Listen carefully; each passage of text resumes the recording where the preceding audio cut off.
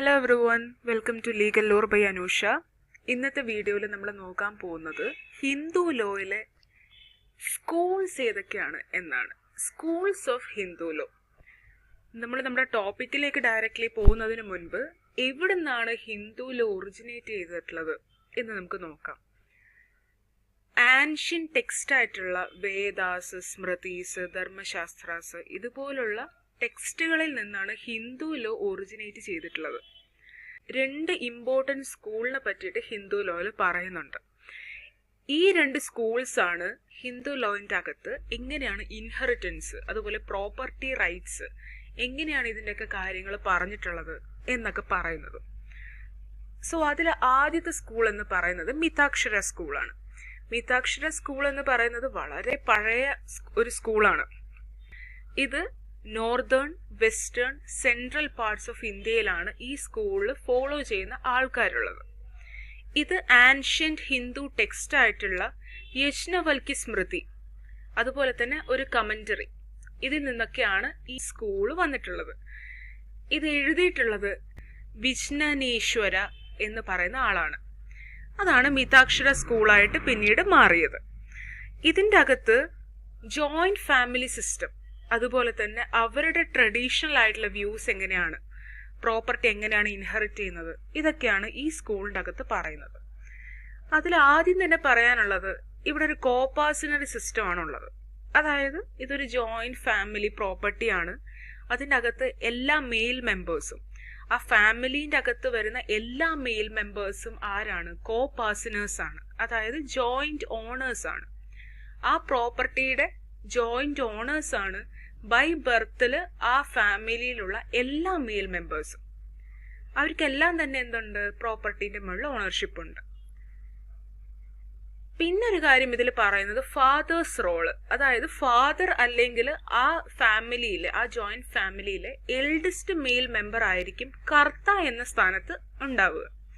ഈ കർത്ത എന്ന് പറയുന്നത് ആ ജോയിന്റ് ഫാമിലിയിലെ പ്രോപ്പർട്ടി മാനേജ് ചെയ്യുന്നതും ആ പ്രോപ്പർട്ടി കൺട്രോൾ ചെയ്യുന്നതൊക്കെ ആയിട്ടുള്ള ഒരാളാണ്. അപ്പൊ ഈ കർത്തയ്ക്ക് കുറച്ച് പവറും കുറച്ച് ഡ്യൂട്ടീസും കാര്യങ്ങളൊക്കെ ഉണ്ട്. അത് നമ്മൾ വേറൊരു വീഡിയോയിൽ നമ്മൾ അത് മാത്രമായിട്ട് ചെയ്യുന്നതാണ്. ഇതിലിപ്പോ പറയുന്നത് എന്താന്ന് പറഞ്ഞാൽ, കർത്തയാണ് ഈ ജോയിന്റ് ഫാമിലി പ്രോപ്പർട്ടി മാനേജ് ചെയ്യുന്നത്, കൺട്രോൾ ചെയ്യുന്നത്. പിന്നെ ഇതിന്റെ ഇൻഹെറിറ്റൻസ്, മിതാക്ഷര സ്കൂളിൽ ഇൻഹെറിറ്റൻസ് എങ്ങനെയാ പറയുന്നതെന്ന് പറഞ്ഞാൽ, എല്ലാ മെയിൽ മെമ്പേഴ്സിനും ഓണർഷിപ്പ് റൈറ്റ് ഉണ്ടെന്ന് പറഞ്ഞു. അപ്പൊ അതുകൊണ്ട് തന്നെ ഇതിൽ ഇൻഹെറിറ്റൻസ് എന്ന് പറയുന്നത് ആ മെയിൽ ഡിസെൻഡൻസ്, ആ ഫാമിലിയിലുള്ള മെയിൽ ഡിസെൻഡൻസ് ആണ് ഇൻഹെറിറ്റൻസ് റൈറ്റ് ഓൺ ചെയ്യുന്നത്. ഡോട്ടേഴ്സിന് യാതൊരു റൈറ്റും ഇല്ല. അവർക്ക് അവരുടെ ലൈഫ് ടൈമിൽ ആ പ്രോപ്പർട്ടി എൻജോയ് ചെയ്യാം എന്നുള്ളതല്ലാതെ അവർക്ക് വേറൊരു തരത്തിലുള്ള റൈറ്റും ആ ഫാമിലി പ്രോപ്പർട്ടിയുടെ മുകളിൽ വരുന്നില്ല. പിന്നീട് മിതാക്ഷര സ്കൂളിൽ പറയുന്നത് ഡിവിഷൻ ഓഫ് പ്രോപ്പർട്ടിയാണ്. അതായത് ഇതൊരു ജോയിന്റ് ഫാമിലി പ്രോപ്പർട്ടി ആണെന്ന് പറഞ്ഞു. അപ്പൊ അതുകൊണ്ട് തന്നെ ഡിവൈഡ് ചെയ്യാത്ത അൺഡിവൈഡഡ് പ്രോപ്പർട്ടിയാണിത്. ഇതില് ഈ കോപാസിനേഴ്സ്, അതായത് ജോയിന്റ് ഓണേഴ്സ്, അവരെല്ലാവരും എഗ്രി ചെയ്യാണ്, ഓക്കെ നമുക്ക് ഈ പ്രോപ്പർട്ടി ഡിവൈഡ് ചെയ്യാം എന്ന് എഗ്രി ചെയ്യുവാണെങ്കിൽ ആ പ്രോപ്പർട്ടി നമുക്ക് പാർട്ടീഷൻ ചെയ്യാം. പാർട്ടീഷന് ശേഷം ഈ കോപാസിനേഴ്സ് ഒക്കെ അവർ തീരുമാനിക്കുകയാണ് നമുക്ക് ഈ പ്രോപ്പർട്ടി റീജോയിൻ ചെയ്യണം എന്നുള്ളത്. അങ്ങനെയാണെങ്കിൽ റീയൂണിയനും ഇവിടെ സാധ്യമാണ്. അത്രയാണ് ഡിവിഷൻ ഓഫ് പ്രോപ്പർട്ടിന്റെ കേസിൽ പറയുന്നത്. നെക്സ്റ്റ് ഇതിൽ പറയുന്നത് ടെസ്റ്റാമെന്ററി സക്സഷൻ ആണ്. ഈ മിതാക്ഷര സ്കൂളില് ടെസ്റ്റാമെന്ററി സക്സഷൻ എന്ന് പറയുന്നത് ഏതൊരാൾക്കും അയാളുടെ സെൽഫ് അക്വയർഡ് ആയിട്ടുള്ള പ്രോപ്പർട്ടി, അയാൾ സ്വന്തമായിട്ട് നേടിയിട്ടുള്ള പ്രോപ്പർട്ടി അയാൾക്ക് വിൽപത്ര പ്രകാരം ആർക്ക് വേണമെങ്കിലും കൊടുക്കാനുള്ള റൈറ്റ് ഉണ്ട്. അയാളുടെ വിഷ് അനുസരിച്ചിട്ട് ആർക്ക് വേണമെങ്കിലും അയാളുടെ സ്വന്തം പ്രോപ്പർട്ടി കൊടുക്കാനുള്ള റൈറ്റ് മിതാക്ഷര സ്കൂളിൽ റെക്കഗ്നൈസ് ചെയ്യുന്നുണ്ട്. അതാണ് ടെസ്റ്റാമെന്ററി സക്സഷൻ എന്ന് പറയുന്നത്. ഈ ടെസ്റ്റാമെന്ററി സക്സഷനിൽ ഈ നമ്മൾ പ്രോപ്പർട്ടി വില്ല് എഴുതുന്ന ആള്, അയാൾ ടെസ്റ്റേറ്റർ എന്നാണ് പറയുക. ഓക്കെ, അപ്പം നെക്സ്റ്റ് പറയുന്നത് മോഡേൺ ഇമ്പാക്ട് ഓഫ് മിതാക്ഷര. നമ്മൾ ഇതുവരെ പറഞ്ഞിട്ടുള്ള കാര്യങ്ങളൊക്കെ തന്നെ ഹിന്ദു സക്സഷൻ ആക്ട് ഓഫ് 1956 വരുന്ന കാര്യമാണ്. ഇതിന് അമെൻമെന്റ് വന്നിട്ടുണ്ട്. 2005 ഹിന്ദു സക്സഷൻ അമെൻമെന്റ് ആക്ട് ഉണ്ടായിട്ടുണ്ട്. ഈ അമെൻമെന്റ് ആക്ട് വന്ന മാറ്റങ്ങള് ഡോട്ടേഴ്സിനും സണ്ണിന്റെ അതേ ഈക്വൽ റൈറ്റ്സ് കിട്ടി. നമ്മൾ ആദ്യം പറഞ്ഞു കോപാസിനേഴ്സ് എന്ന് പറയുന്നത് male members of the family ആണെന്ന് പറഞ്ഞു. അമെൻമെന്റിന് ശേഷം male and female members of the family by birth അവർ കോപാസിനേഴ്സ് ആണ്. അതുപോലെ നമ്മൾ കർത്ത പറഞ്ഞു eldest male member of the family എന്ന് പറഞ്ഞു. അമെൻമെന്റ് വന്നതിന് ശേഷം കർത്ത എന്ന് പറയുന്നത് ഫീമെയിൽ കർത്തയും മെയിൽ കർത്തയും ഉണ്ട്. ആരാണോ ഏറ്റവും കൂടുതൽ പ്രായം ചെന്നത് അവരാണ് കർത്തയായിട്ട് മാറുന്നത്. നെക്സ്റ്റ് നമ്മൾ നോക്കുന്നത് ദയബക സ്കൂളാണ്. ദയബക സ്കൂള് ഫോളോ ചെയ്യുന്നത് ബംഗാളിലും ഈസ്റ്റേൺ സൈഡ്സ് ഓഫ് ഇന്ത്യയിലുമാണ് ഈ സ്കൂള് മെയിൻലി ആൾക്കാർ ഫോളോ ചെയ്യുന്നത്. ബാക്കി എല്ലായിടത്തും മിതാക്ഷര സ്കൂളാണ്. അപ്പൊ ഇത് കണ്ടെത്തിയിട്ടുള്ളത് ജിമുദ വാഹന എന്ന് പറയുന്ന ഒരു സ്കോളറാണ്. അയാളാണ് ദയബക ടെക്സ്റ്റ് ഉണ്ടാക്കിയിട്ടുള്ളത്. അപ്പൊ ഇതിൽ നമ്മൾ മെയിൻ ആയിട്ടും ഇൻഡിവിജ്വൽ ഓണർഷിപ്പാണ് പറയുന്നത്. മിതാക്ഷരയിൽ നമ്മൾ ജോയിന്റ് ഫാമിലി കൺസെപ്റ്റ് ആയിരുന്നു നമ്മൾ പറഞ്ഞിട്ടുണ്ടായിരുന്നത്. അപ്പൊ ഇവിടെ എത്തിയപ്പോൾ അത് ഇൻഡിവിജ്വൽ ഓണർഷിപ്പായിട്ട് മാറി. ഈ ഒരു സ്കൂളിന്റെ പ്രത്യേകത എന്ന് പറഞ്ഞു കഴിഞ്ഞാൽ ഈക്വൽ ട്രീറ്റ്മെന്റ് ഡോട്ടറിനും അതുപോലെ സണ്ണിനും ഇൻഹെറിറ്റൻസ് റൈറ്റ്സിന്റെ കാര്യത്തിൽ ഇവർ കൊടുത്തിട്ടുണ്ട്. അതാണ് മെയിൻ ആയിട്ട് ഇതിൽ പറയാനുള്ളത്.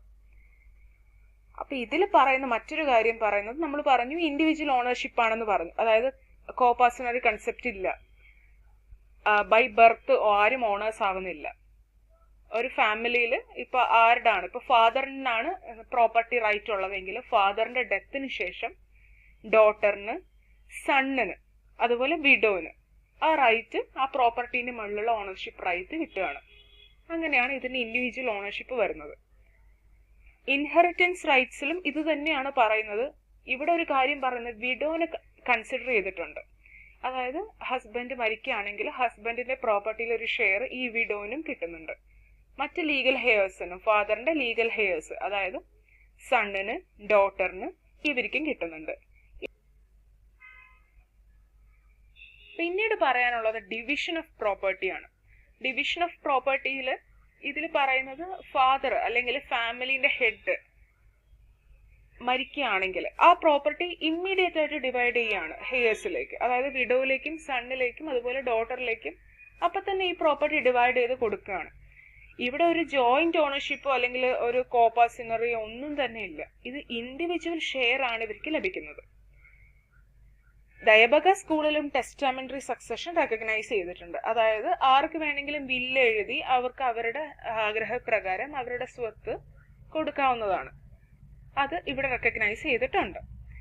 ഇനി ഇതിലൊരു മോഡേൺ ഇൻഫ്ലുവൻസ് പറയുകയാണെങ്കിൽ പറയേണ്ട ഒരു കാര്യം, ഇവിടെ ആക്ട്, അതായത് ഹിന്ദു സക്സഷൻ ആക്ട് 1956 കാര്യങ്ങളാണ് നമ്മൾ ഇതുവരെ നോക്കിയത് ദയബക സ്കൂളിൽ.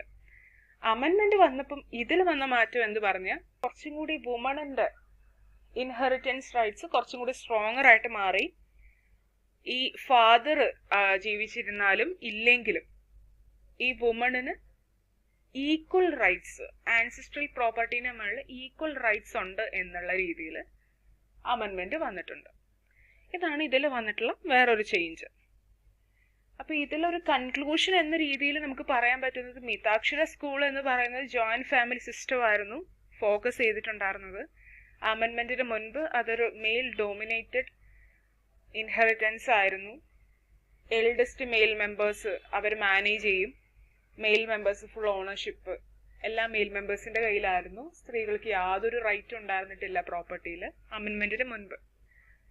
2005 അമെൻമെന്റിലാണ് ഈക്വൽ റൈറ്റ്സ് വുമണും അതുപോലെ തന്നെ മെന്നിനും കിട്ടിയിട്ടുള്ളത്. ദയബക സ്കൂളിന്റെ കാര്യം പറയുവാണെങ്കിൽ മറ്റതിൽ ജോയിന്റ് ഫാമിലി സിസ്റ്റം ആണെങ്കിൽ ഇവിടെ ഇൻഡിവിജ്വൽ ഓണർഷിപ്പ് ആണ്. അതുപോലെ ഇവിടെ മറ്റൊരു കാര്യം ഈക്വൽ ഇൻഹെറിറ്റൻസ് റൈറ്റ്സ് ഉണ്ടായിട്ടുണ്ട്. കുറച്ചും കൂടി പ്രോഗ്രസീവ് ആയിട്ട് ഒരു ജെൻഡർ ഈക്വാലിറ്റി ഇൻഹെറിറ്റൻസിന്റെ കാര്യത്തിൽ കൊണ്ടുവന്നിട്ടുള്ളത് ദയബക സ്കൂളാണ്. സോ ഇത്രയുമാണ് ഇന്നത്തെ വീഡിയോയിൽ നമുക്ക് പറയാനുള്ളത്. സോ വീഡിയോ ഇഷ്ടപ്പെട്ടിട്ടുണ്ടെങ്കിൽ ലൈക്ക് ചെയ്യുക, ഷെയർ ചെയ്യുക, സബ്സ്ക്രൈബ് ചെയ്യുക. Thank you.